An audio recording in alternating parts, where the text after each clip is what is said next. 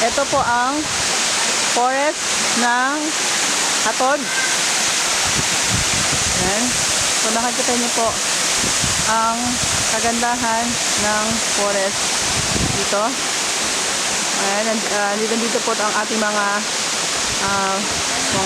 tour guide at mga tagapamahala dito. Oh.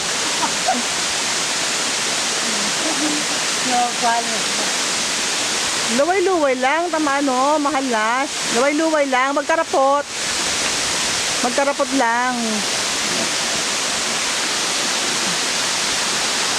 Ito po.